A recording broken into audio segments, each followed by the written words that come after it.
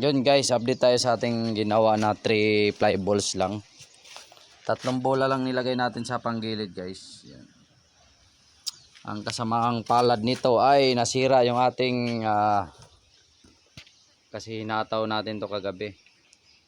Yan o, 44,675. Tumukod yung 44,600. Yan guys, okay naman siya. Sa sobrang walwal nating kagabi, ang ating yan, bumagsak yung ating yung ating air cleaner, airbox. Bumagsak yan. Ayan.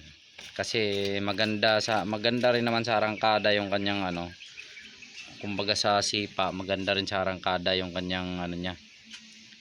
Sipa niya. The best din siya sa arangkada. Magaan siya sa motor, hindi hirap yung motor. Ay. Sobrahan yata yung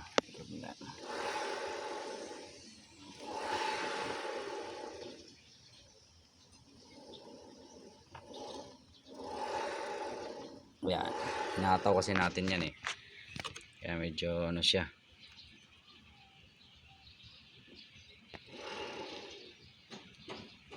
Yan, na-update lang tayo. Yan. Okay naman siya sa arangkada, guys, yung ating yung ating panggilid. Ang lang dito, guys. Pero magche-check pa rin tayo. Titingnan pa rin natin mga after 2 days. Tapos yung ating shock naman ito, medyo okay pa naman siya, gumana, hindi naman siya sumasagad Hindi siya masyadong sumasagad. Yan, kahit pa paano, kasurvive din tong shock na to kahit masyadong malambot na siya.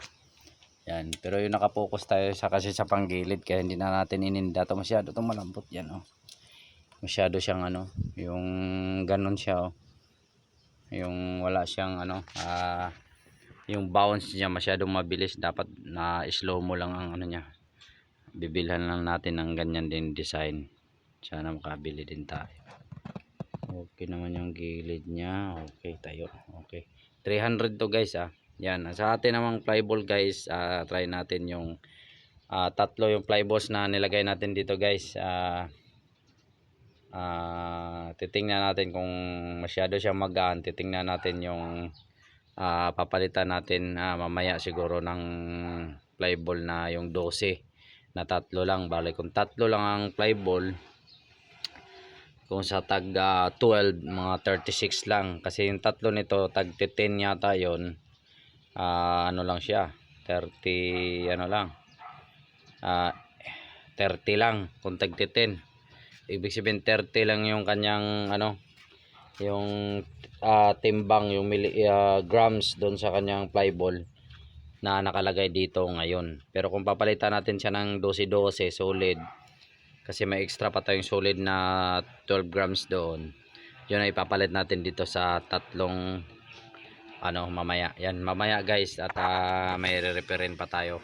Ayan lang mga guys, update lang tayo sa ating flyball na 3 lang ang nilagay, at sa mga pwede nyong gayahin guys, pero para sa akin maganda siya sa city driving. Pero sa long ride, siya yung hindi siya nakaka-top speed ng dulo, kumbaga maano siya sa gas, consumable, matagal siya yung maganda lang siya sa traffic, arangkada, kasi gaan nga naman ikutin yung kanyang flywheel, pero hindi nagmi-maintain yung niya takbo, hindi siya tumutulin, kumbaga maganda siya sa arangkada, pero sa dulo mabagal siya kasi napakagaan ng masyado yung bola, kumbaga masyado yung yung kanyang pulley masyadong magaan.